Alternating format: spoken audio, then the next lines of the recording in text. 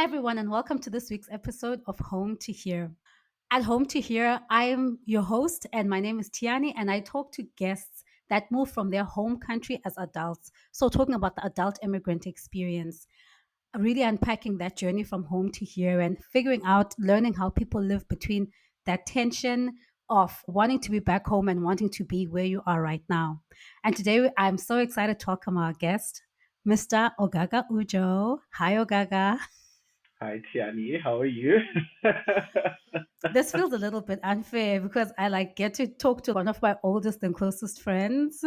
I'm really going to do my best to keep it professional.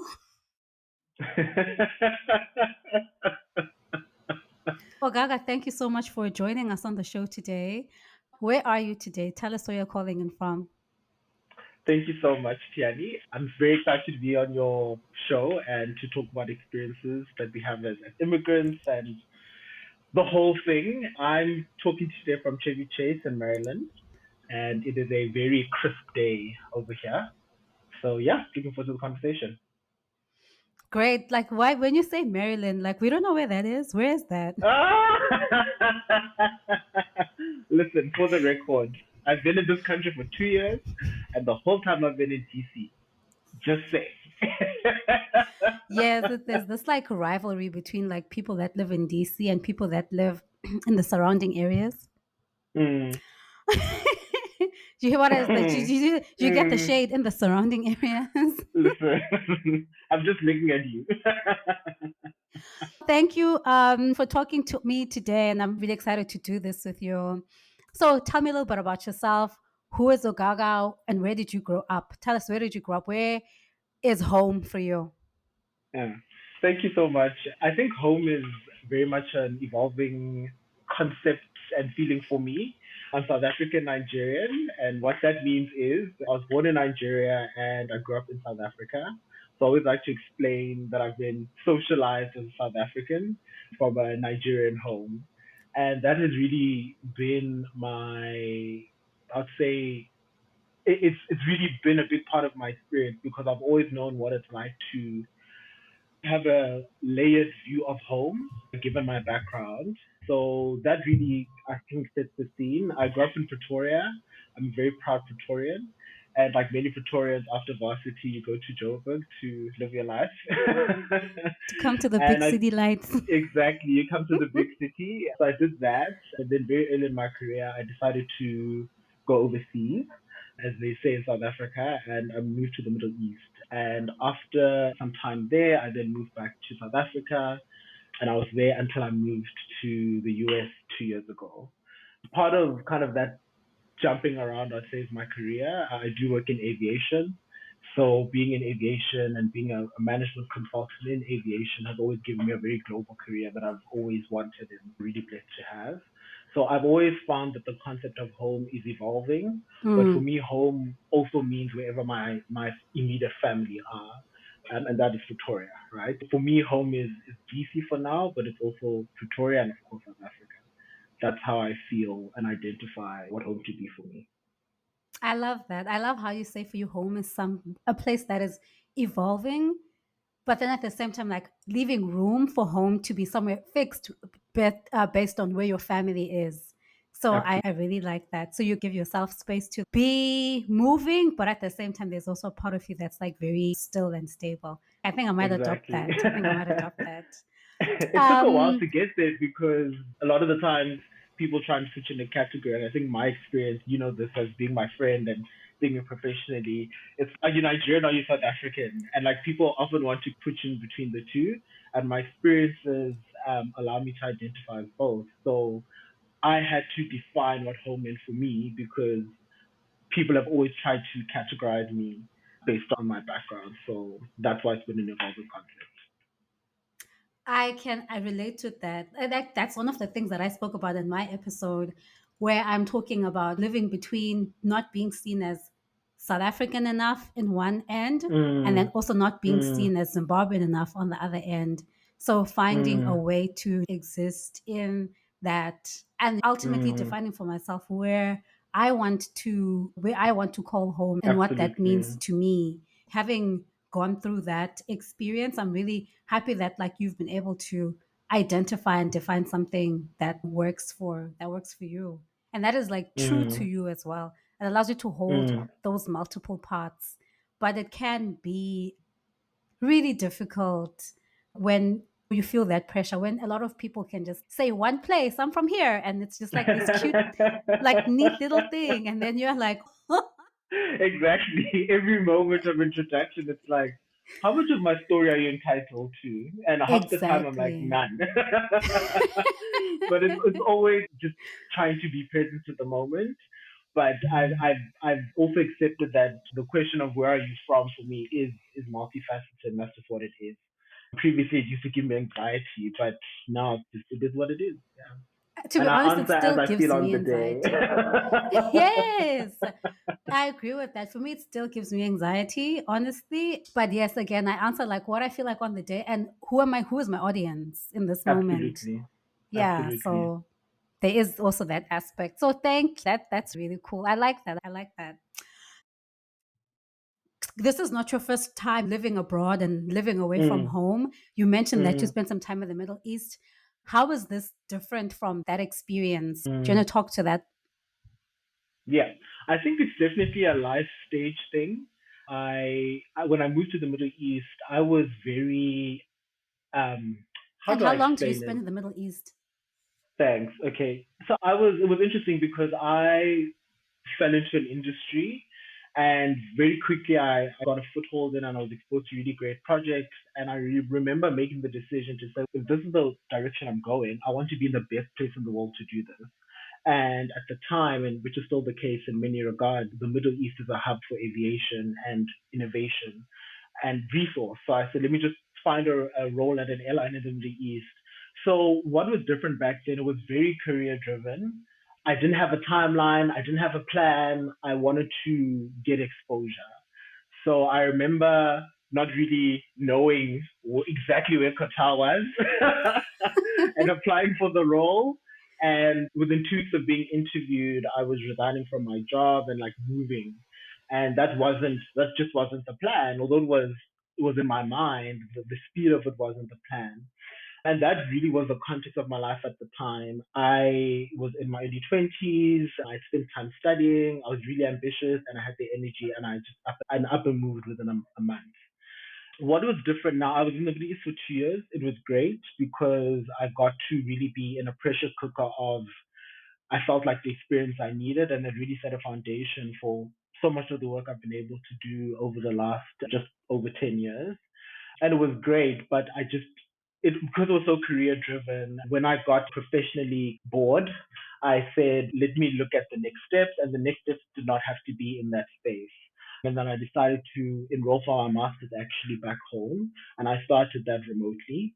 And then that also encouraged me to move back to South Africa, and then I had a great role at a great company, and I continued from there. Fast forward to now, I'm 33 years old. So I moved when I was 31. And it's a different phase in that I feel like the sacrifice is more, in that I'm blessed to have my family, my parents are getting older. You are more aware of those things, and time has a different feeling. So I think when I made the decision, it was definitely a lot more intentional, and I really thought about, what do I want to achieve? What is a potential timeline or timelines? How much space do I give myself to be open to the experience? And how do I ensure that I maintain a life between South Africa and the US? And I'm still in the process of building that, and that's not the easy part. I've always been very clear that I want to build a global life across whichever countries I choose, and I'm in the process of doing that. So it is definitely harder. You're missing the milestones, right? You are seeing your friends and loved ones through social Yeah. media. You are missing birthdays and anniversaries and pregnancy announcements, and it seems Even that you know funerals. even funerals, and that's the thing. And I'm at a point now where when the phone rings, we sometimes have this second of panic Mm, to see what type of news might you be receiving. So I would say it's harder now, but the good thing is that it's also more intentional. So as yeah. I go through the challenges and the highs and lows of being an immigrant in the US, you're always doing this check to see, is the juice worth the squeeze? And I think as long as I answer yes in each moment, I'm really happy. So of course I miss home, I miss family. We WhatsApp all day, every day, even when Escom is playing games. But I'm really really happy in the life that I'm building, and that's still a process. Yeah. Wow. I really like that like a global life. That's what you want to build, a global life, and just the growth in your mindset from the first time that you moved. So you were in the Middle East, so you were specifically in Qatar? I was in Qatar. I was living in Doha. I was working for the airline as a researcher, and it was fantastic because the airline was in an extreme phase of growth. I was in an area that was dealing with strategy, and there was so much resource in that company. So they were investing and growing significantly, and that was just it was incredible because my mind did not have limitations of resource in that role. And that was Yeah. very great for my career. Whereas I came from an environment that was really trying to manage the bottom line and get out of the red. So that was really great experience and it was good grounding in terms of creativity for my career. That's good. I think that is something that I also did talk about in my episode, just coming from like a resource constrained environment Mm, and just the impact that it has on how you socialize as well. And then now absolutely. being in a space where that isn't the situation and how it opens you Mm, up to so many more things. So not only mm. socially, but as you're talking about now, also professionally. So that's great. But what prompted your move to the US? So I would actually say COVID-19 Okay. or or something before that. So I'd always, if I'm very honest with myself, I think I need to be very honest about a couple of things. When I did my undergrad, I was in the same city that home was, right? So I never felt I really had the university experience. So if I admit it, I've always wanted this like college experience, but as you're getting older, that kind of it becomes a fantasy. And I'd already done a master's, this business school was South Africa. It was just not the same vibe. So that was one desire. But after COVID, being in aviation, I was actually extremely busy during COVID, and I started working for myself at the same time, or just before COVID started. So I was so busy, and I was working on large transactions, which I was really grateful for. But I always wanted another international experience. And I was so conflicted because I just started this business. Although it was mostly remote, being on the ground was really important to some of my stakeholders. So I made this decision. I felt what is the easiest way for me to do this and what can I do other than fulfilling a desire of an international experience. And I felt that I wanted to study again. So I wanted to specialize in finance and investment because my first master's is in business and I have an undergrad in business. And I felt that where can I do all of these things where I can be a professional, I can potentially grow my business and Mm. and grow the portfolio under my career. Where can I study again? But I don't want to feel like I'm a student only. So how do I do all these things? And I actually settled on two places. Oddly enough, Italy and the US. Okay. And so I narrowed it down to these two countries. I applied to respective universities, was in all those processes. But of course, politics was important. And at the time, there was a lot going on in the US, particularly around Black Lives Matter and just some of the rhetoric that was coming out of the administration, the Trump administration. So I then told myself, if President Biden and Kamala Harris win, I will move to the US. If not, Wow. I will move to Italy. And that was it because I'm at a stage now where my environment is really important. And I also accept that my environment feeds into my evolution in every aspect. So environment is really critical. You won't have a perfect environment, but I also wanted an environment where certain things would be in place. And Italy also had similar challenges. So that was a discussion with myself as well. The vote went where it went. And then I decided, okay, America's now a thing. And then it was just rolling. I don't think I fully really accepted that this was happening because things in my business were so hectic and we were closing out a huge transaction, trying to get to pushing for a financial and regulatory close. And there was a lot of pressure on me and my team. So I had done the things in terms of preparing and the logistics and all of that, even the farewell parties, but I hadn't really realized that I was leaving. And I remember when I got on the plane moving to the US, I slept for the first time, like 4 hours of sleep than I had in probably a year because I realized that I was actually so exhausted while making this decision. Yeah. So that was what kind of led me here. As much as it was intentional, it wasn't the only option. So I look back now 2 years later and I'm just really amazed and blessed that everything Any has worked the regrets? way it Do you has wish you had worked. gone to Italy? As you're looking back, like Exactly. in hindsight now, I personally, as your friend, I didn't even know that was a consideration that you were, that this was hanging on the balance of Joe Yeah. It really and was. It really Kamla. That was. with Joe and Kamla, we did it, Joe. That was important for you. They did it, But Joe. They did it. Yes. now you're here. Any, I guess, no, I don't want to get like into like deep into a political conversation. But as you're looking Mm, at the political climate now, mm. what are your thoughts on hinging that decision on that? Do you mean going forward or No, just my general? going looking back now, do you feel that Back. it was the right decision? Looking back, absolutely, it was the right decision. I'm very grateful that I came here because I had a goal of kind of what I wanted to obtain in this experience, and it's been so much more in a way that I couldn't even have imagined had I not taken the step. I think one thing I'm incredibly grateful for is just the various communities, particularly within DC.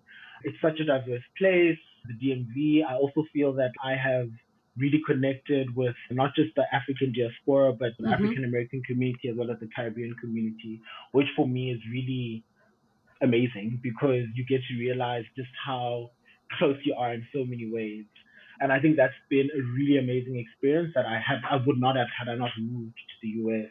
And I think that the brand of the US that is marketed globally, it's not as nuanced, nor is it representative of the layers of the society. So that I'm really grateful for. That I was actually pleasantly surprised in many respects. Mm. That's actually was a perfect segue to the next topic that the next question that I have is what were some of your perceptions of the US before moving to live here? One of the things I also spoke about in my episode was that, like, visiting the US, I know you used to visit the US regularly, and Absolutely. living in the place are not the same thing. What are some of your, what informs some of your perceptions? And now that Yeah. you're actually here, how have those experiences, those perceptions changed, or in what ways do Yeah. some of them still hold true? Yeah, I smile because when you visit or speak to people from back home, it's always a similar question. And I feel like, similar to you, I'd visited the US so many times. So part of my decision making was like, oh yeah, it'll be easy to integrate. I'm so familiar with this place. I've been to so many cities. I'll be fine. And it was just such a cultural, I don't know if the word is cultural, but it was just a shock in so many ways that I didn't even imagine. When people ask me this question, I just say America is really American, and that's almost the only way I can describe it. I think some perceptions held true. Some perceptions were definitely challenged because I thought that they were actually judgments on my side. They were Do you want judgments to get because I into didn't. detail? Absolutely. I feel like they were judgments because I didn't have full context or further context to life here. So one of the things we hear often is Americans are ignorant, right? I think every African, yeah, has an experience, right? And I'm not invalidating that, but one thing that has been really, really big learning for me now that I'm living here versus visiting is just the role that media plays in the society for its Yeah. positives and negatives.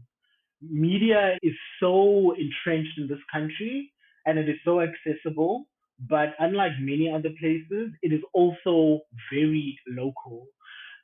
In that you have the same news station that has in this state and that state different channels, right? So you can be watching news in Baltimore that's different to news in New York. And there's a whole industry and value chain around that.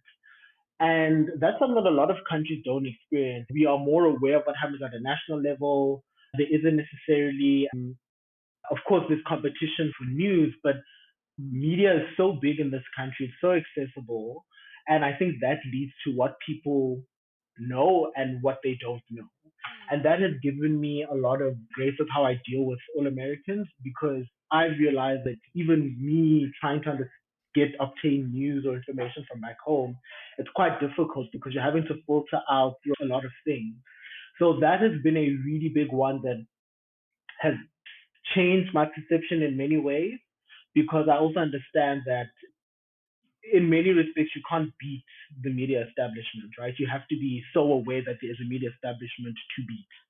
And I think that has helped me understand the society that I'm in a bit more, and also be less judgmental, because it's just the nature of the society in this country.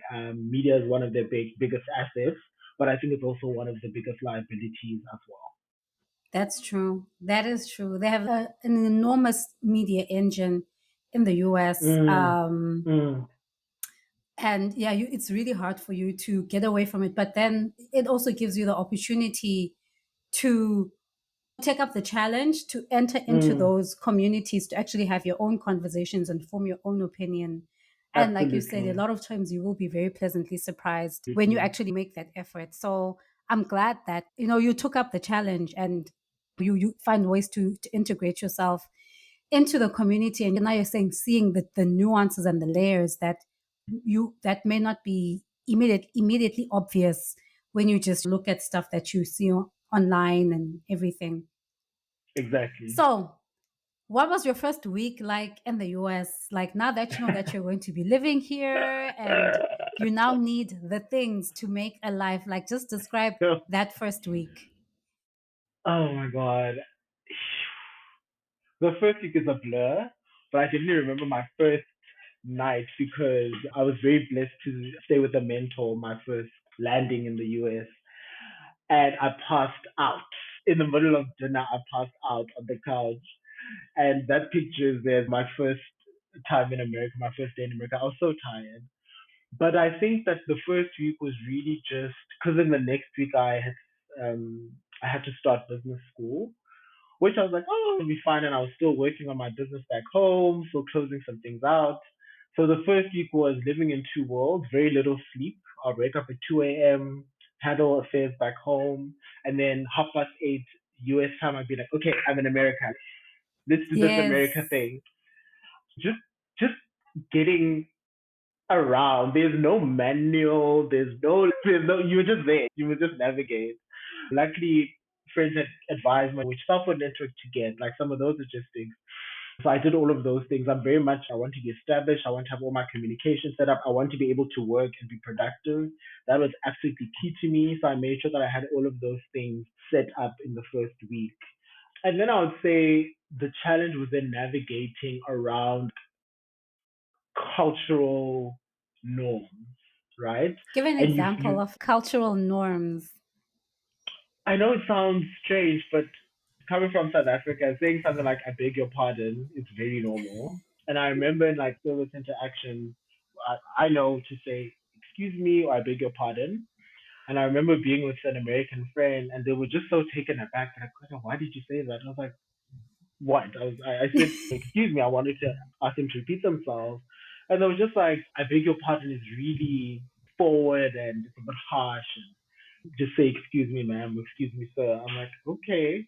So it's just things that you don't know that happen in the day to day of navigating. Also realizing that I have an accent here was interesting. So I'm just used to talking back home. And here it was, excuse me, pardon me, I don't understand you, can you repeat yourself? And I found Yes. myself getting so frustrated. Then I realized, Gaga, you are not from here. So it was just these realizations that I have to have a bit more patience. I have to realize that I am not from this environment and I'm being seen as such.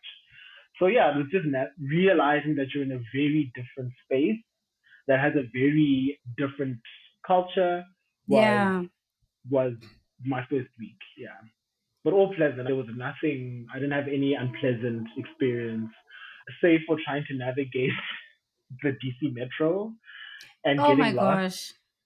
and getting stressed, not knowing left or right which line. That was my worst experience. But other than that, I can't complain. But yeah, maybe on that, because I know like back home, that was something that I also really struggled with is like adjusting to life without a car. That was quite a Mm, thing. And because back home, mm, everyone drives. exactly. If you're able to, like, that is what you'll make the choice to Exactly. drive as opposed to taking public transport. Now that Absolutely. you've been here and getting more familiar with, I guess, that type of commute, what do you prefer? What do you like? Miss your car, or do Mm, you like being able to like just jump on a bus, jump on mm. a train? I What? love public transport. So I'm a transport guy and I really believe in public transport, just at a principle level. And even before moving to the US, I think about probably a year and a half, if not 2 years before moving, I actually sold my car in South Africa because it was, I think it was around 2019. As COVID was, even before COVID became a thing, I knew that my life, because I was starting to work for myself, my life was going to be more concentrated. And Yeah. previously, because I work in aviation, I was always driving to an airport somewhere far away. So I felt I didn't need my car. So I made that decision, sold it, and it was fantastic. My life was in a 5 kilometer radius for the most part, zipping in with Uber. So I really had that thing of wanting to use public transport. In South Africa, a little bit more difficult. We have the privilege of being able to use Uber. And what I love about being here is that I am not inconvenienced not having a car. You have Yes. a train system, you have Ubers, you have Lyfts, and you have scoots or scooters, whatever they're called. I have not had the courage to try one. It's been 2 years and I'm just like, that is not my lane. You have options and you're not inconvenienced at all. It's really just a luxury to take Uber and Lyft. So I love public transport. Absolutely a fan, and it helps reduce our Our greenhouse. Uh, carbon footprint. exactly our carbon footprint. So let's do that. And maybe just going back to something, okay, that you mentioned about just like the cultural, acclimatizing culturally. Has Mm. anyone ever asked what is one of the silliest questions that someone has asked you when they learn that you're from South Africa? Oh, has that happened? Let me not assume that it has. Absolutely. I must admit, I don't know if it's silly, but one of the questions that I was Or let me not shocked say with, silly, maybe shocking yeah, questions. yeah, shocking from an American was like, I'm very upfront about, where I'm from, da, da, da. And then it would always be this, like, especially with questions, a friend I was closer with at the time, it would be like, I'd like to ask a question. I'm like, yes. I really want to offend you. I'm like, okay. They're like, are you here on a visa? Or are you here on what's your status? And I was like, I'm not American. So I'm here on a visa. It's okay. It's not a swear word. But then, and it was just so strange. But I found that friends would really be at pains to ask me the question, but to be really sensitive. And over time, I've just realized that I think linked to media as well, there's a certain narrative I feel that Americans are socialized with when it comes to being an immigrant slash expat. And I think that it isn't portrayed in the nuance and positive ways in which, immigrants contribute to the country. So I think Mm, the whole kind of discussion around immigration is one that I would say more progressive Americans treat with sensitivity. So having grace and understanding for that kind of helped me understand that it really wasn't a shocking question in retrospect. They were actually just trying to be sensitive. But yeah, that was a very surprising question. Yeah, I'm not a citizen. I'm not American. Of course, I have a visa. Duh. That was just one of the surprising questions. And then you do have the ignorant African questions, I would say, which I never have time for. If they are from a place of true, I did not yeah. know, but if it's from a place of a statement, I have issues with that. So I'd say my only negative experience was actually on a date where the person made very firm statements about Africa, and I was like, okay, have you lived there, worked there? Never even set foot or done a project on the continent. Was very firm about what Africa needs to do, but could not even distinguish between countries. So things like that you address when statements are made or a conclusion is made about a billion Yeah. people. That's where I will address it. But if it's understanding kind of the media narrative in this country, I think one should have grace on. I try and extend that grace. Yeah.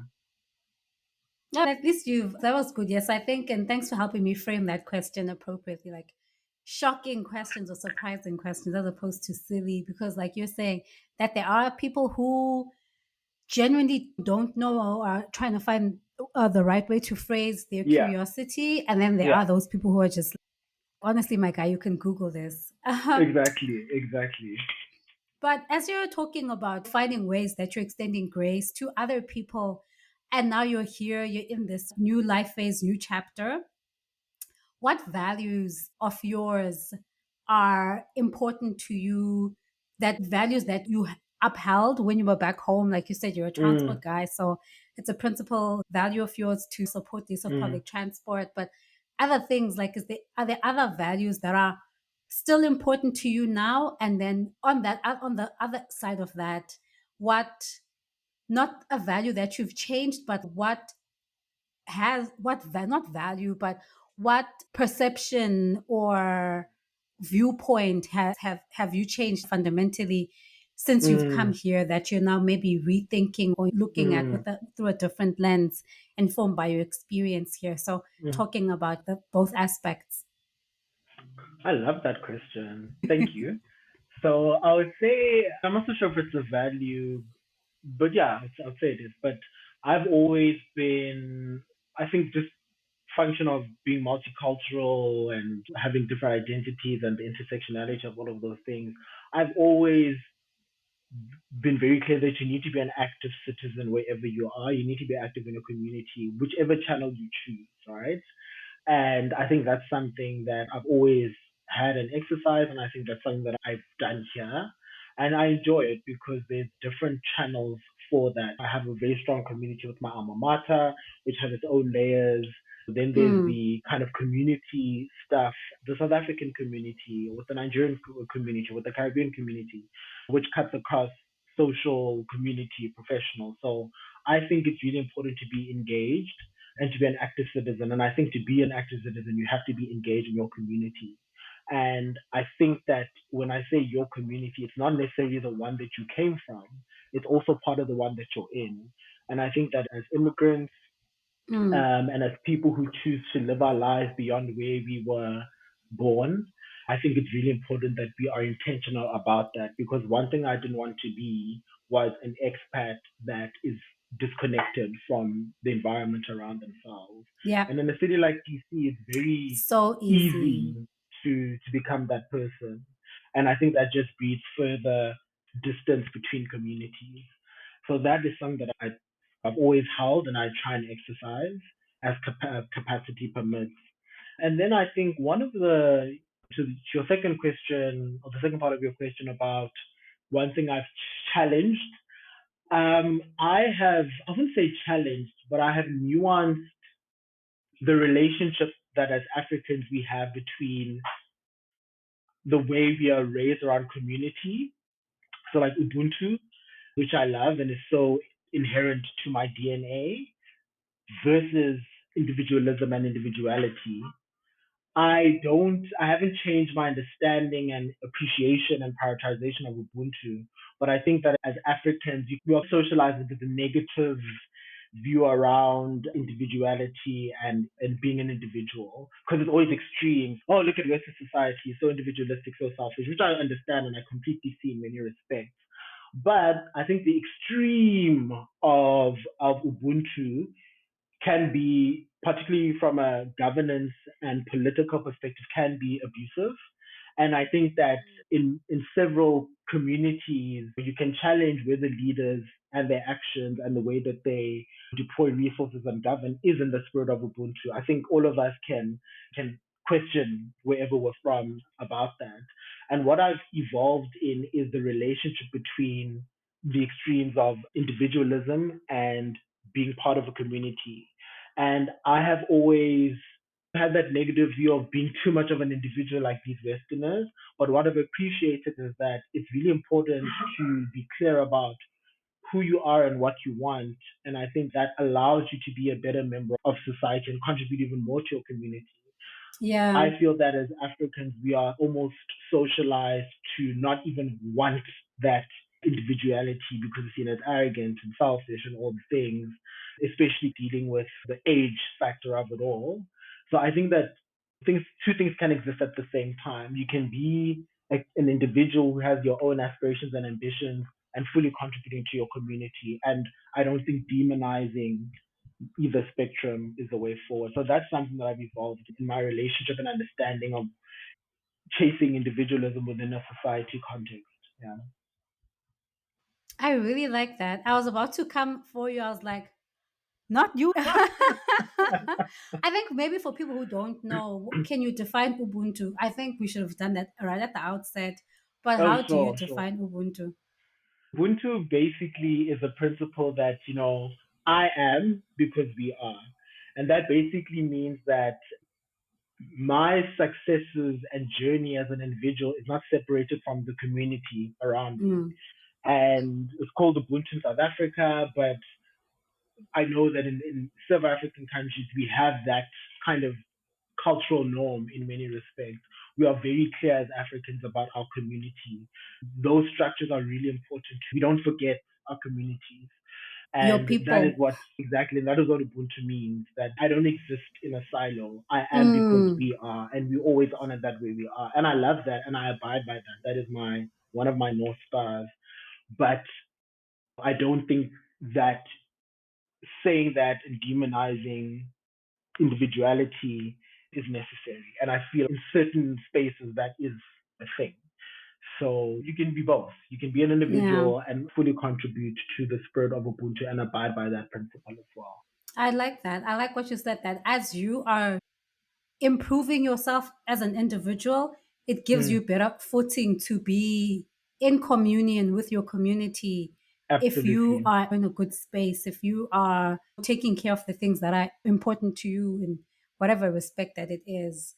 I've been seeing a lot of these YouTube and TikTok videos on African Mm, math where mm. people are talking about just like different African cultural norms that sometimes can be very nonsensical, all in the name of furthering Ubuntu, where you Absolutely. do, in a sense, keep subjecting yourself to a level of abuse just so that you can be Absolutely. seen as a good member of our good a member in good standing with Exactly. community. So whether it's you keep sending money, there's nothing wrong. How Mm, about guys? We must take care of the things that we need to absolute. take care of, and whether you keep sending money for to build a house that 2 years later there's not even a brick laid down, Mm, things of that nature, or mm, you allow yourself to be have family members talk to you in a way that might not always be positive, and you don't ever call mm, them out because you don't want to be seen mm. to be rude, and you don't want to be seen as Exactly. now you've become Americanized or now you've become westernized Exactly. and And there's you this have no fear of respect. not getting that label of, oh, now you're in America. And I realize that I'm not in control of that label. Whether uh, I change left or right, the point of life is to evolve. So if I'm in a different environment, of course I'm supposed to change. Of course I'm supposed to evolve. And when people are confronted with a different version of you, a lot of the times you are faced with the reaction through a judgment like, oh, that's because you're American or you've been in that country. And that's not necessarily the case. So, yeah, yeah, it also takes away your agency that like you absolutely. don't have space for you to think and decide on this. And that, like you Absolutely. said, you're always going to be this one fixed version of yourself. Whereas when you're in a Mm, new environment and you confront new information, you are mm, allowed to change. That is the evolution. That is its own type of growth. But just mm, on this topic, in what ways are you still preserving your culture and preserving the maybe I don't want to say like the traditional, some of the core root aspects of you? How are you still doing that while you're here? mm. I think a big thing is honestly just staying connected to your people, your core group, wherever they are. Communication needs to continue. The hardest part though has been realizing that I can't show up the exact same way I showed up back home. I'm a communicator. My mother calls me the minister of communication in our family because I really am that person. And realizing that you are depending on the season, 6 or 7 hours away from people, your days Mm, are different. And I think I had a lot of guilt and anxiety at the beginning. It's not the same type of communication, but it's not supposed to be. So figuring out how you can stay connected and how you communicate. But for me, I knew that I had to get that as quickly as possible because it's so important for me staying connected. I also kept the same therapist. So my therapist is still in South Africa. That was a very big thing for me to do. I felt that I part of me staying grounded and connected back home was remaining with the same therapist. It just felt more connected. And then doing, I'll say, the community things. At work, I'm part of the South African Society and we do a lot of Yeah. things in and out of work, which is fantastic. DC has a huge Nigerian community as well. So I then get pulled into different things as well. So that for me is really important. The community aspect has always been important to me. And also that cutting across all the aspects of my life. So professionally, socially, spiritually, that's how I remain connected. And sometimes that changes. Sometimes I really miss South African media. So I find that in some weeks I will be focused on South African media. So how I stay connected has changed, but it really, the foundational things are keep communicating with your people. Your people don't change because you're in a different environment and really being involved in activities that are part of your community. So that for me is key. And do something beyond yourself. Like the minute that it's beyond you, I think that that's a way of staying grounded as well. Thank you. Thank you for that. That makes sense. I practice those same things of staying connected with Mm. friends, family. I am on South African Twitter. Like South African Twitter has like its own type of Twitter. Oh my goodness. It has its own energy, its own conversation, its own memes. Mm. Because I don't want to like miss all the new slang that's coming You out. want to So miss that's the why tea. I don't want to miss the tea. I want to be within. I want to be within. But now, as we wrap up, I'm really excited to do this with you, and this has been such a good conversation. So many things. As your friend, who and I've known you since probably like 10 years now, 10, Yeah, 12 years, and I more, learned so yeah. many new things about you just in this conversation. So that's wild. So thank you. Now for the rapid fire question. So rapid fire. Say the first sentence that comes to mind, okay? Hmm. Let's do it. Let's do it. Let's do it. Home or here? Here, Why? because I'm being present to the current experience. mm, okay, I love that. What's your favorite food back home? There's two. There's plantains all day, every day, and then there's. I really miss traditional South African food, like the stuff you eat on a Sunday when you go out. That's what I miss. So I Okay. miss. I love chicken feet. I love tribes. I love dumplings. I miss all of that. Oh, okay. You traditional. I thought you were gonna say chakalaka, burgos. No, I'm good with those. What's your favorite snack here?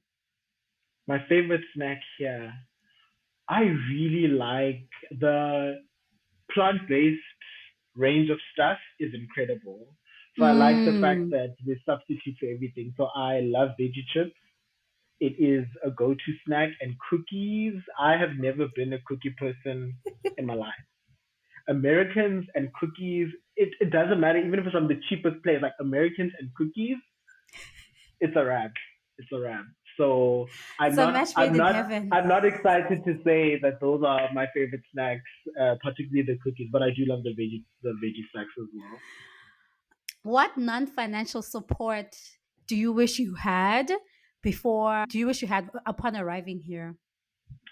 Honestly, I wish non-financial support. I wish I had. I wish I had an education on American society and its layers. And this is coming from someone who's very interested in like social matters and social justice matters. I just feel like the brand America that we get globally does not equip you to operate in the country Mm, because you don't get the full spectrum. I would have appreciated, yeah, it would have been great to just have a better context of the nuance and layers of American society from the American context versus the international kind of broad thing that we get. That would have helped me a lot, I think, in understanding. And what else? What That's else? it. I think, It's rapid fire. oh, okay. Sorry, I forgot that was the operative word. Don't worry, we're like going like slow fire at this one. It's Exactly, a it's not kindling rapid fire. fire. No, but if seriously, if you have something else that you need to add to, that's helpful because we want to, as this community at home to here, we want to create resources that are helpful for people as they are moving wherever they might be. As someone is Yeah, maybe sitting at yeah, home and contemplating a move, what is non financial support that can be put together for that yeah. person? I would honestly say just find the hack for leasing in wherever you're going, renting, leasing property. Find what the hack is. Find Mm, what the good and the bad is, especially as people are not from there. You're the first to be taken advantage of. So know the ins and outs of like property in wherever you're going. I think I definitely the attempt at scamming definitely happened at some stages, but I was quite informed. So yeah, yeah. understand the property market for sure. Mm, okay. That is very practical, very helpful. Okay. If I have never heard music from your home country, what song and artist would you recommend I listen to? I'm gonna give two options. So for Nigeria, what's on my current playlist is Within by the artist Yarden. I don't know if I'm pronouncing his name correctly. Mm-hmm. I love Afro beats and like that type of vibe. And then from South Africa, I love house music. I'm gonna say it. I'm not a fan of Piano. I'm a piano warriors. Please do not find me on the internet. I'm a piano I'm okay with, but I really love house and more like the older stuff. So I'm currently listening to Confidence by DJ Chameleon, which is really nice. So that's my vibe currently. But anything that's, especially for German, anything that's upbeat and dancey, housey, I like. I was, because I have the songs, because we are building a playlist of all the songs that our guests say that they like and a couple of songs that I also enjoy. Hmm. And I listened to those songs. I was really surprised at your selection, friend. I must say, I was like, I didn't know that these are Ogaga's jams. Everyone says that. I have a very broad range of music tastes. It's not just the sandals. And what's your favorite memory from home? Oh my gosh, that's I don't have one, but anything with family and friends is a Mm. favorite memory, and definitely holding on to them more because I haven't been home in a while. But anything with friends and family over a meal is my favorite. What is the weirdest thing about being here? The weirdest thing about being here, What's a very American thing? a very American thing is not. It's interesting. I find Americans to be extremely straightforward, but I also find them to be extremely. They really don't want to offend. So sometimes you just don't have. You don't know what's what. So that's been interesting, and I find it in social, professional kind of spaces. Because back home, I think we might not say everything up front, but you keep your space, I keep my space. But I think Americans they are very concerned with how they come across and how they Yeah. want to be perceived. So that's been interesting, especially with the antithesis of being so straightforward to a point where people say American culture can be very abrasive, which I prefer. I prefer the straightforward thing. So that's been interesting. But yeah, other than that, I'd probably say that's probably the most interesting. And then just the dynamics of being on the other side of the road and the road rules and the miles. I'm okay with not understanding. Yes, for sure. I still literally ask, Alexa every day to tell me every the day temperature in degrees in Celsius. degrees Celsius. Amen. Hey Siri, what is the temperature Oh in my degrees gosh. Celsius? I'm the She's speaking in the background. I thought I would say her name quietly and she wouldn't same. hear me, but It just happened as well. He just said it's 14 degrees Celsius, if I heard correctly. she said, yeah, it's 13 degrees exactly. That's me. She knows the vibes. Um, what is something new you have learned about yourself here? One thing. Wow. I can be very introverted. Mm, That's one thing I've learned about myself being in the US. how did that Be, come? I mean, I just, being so busy and the way I moved, I had to spend a lot of time working, resting, also being as social as possible with the energy I had, but a lot more time with myself. And I love it. So I really enjoy the introverted side of me. So that's something I learned and also leaned in quite a bit being here. That's good. Last two questions. A word of advice to someone who is considering leaving their home to come Mm. here. To come here, I would simply say figure out your why at a high level, like really figure out what is motivating you. Let it be like a real motivation versus a perception of what you think it might be. And if you have a perception that you're trying to, a perception of the thing that you're trying to achieve, make sure that it represents as best possible how you perceive it. But then also just, especially coming here, I think really do the research around the state Yeah. you want to live in, Mm-hmm. because one thing that is fascinates me about America is that your experience, your taxes, your everything, your life environment is really determined by the state that you're in because the laws are so different. Yeah. So I think that's a consideration that is a bit nuanced to other parts of the world. Even where they have the same political setup, it really is a different, not just geography and culture, but it's a different legal environment across states. So if you're moving here, have a consideration about the type of life you want to live and all of those things and the state that you want to be in that best represents that. Last question. Has here become home? Yes, but home is still home. Thank you so much, Ogaga. It was so great to have you on today. Thank you so much, Tiandi. I really appreciate it. Thank you to all our listeners who listened in. Please make sure that you reach out to Ogaga if you want to know about plant based snacks.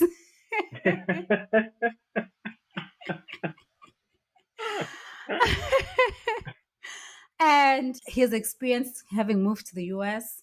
Where can people find you if they want to talk to you? On Instagram and LinkedIn. On Instagram, Okay. it's at Ogaga underscore ZA.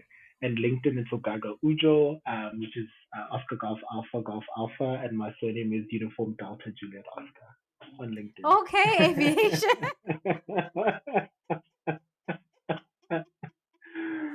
Thank you, Fred. Thank you so much for doing this with me. I really appreciate it. Have an awesome day. And thank you to all our listeners. Please make sure that you like, subscribe, share, and rate the podcast so that we can keep having more awesome guests like this. Thank you so much, Tiani. Bye. Bye.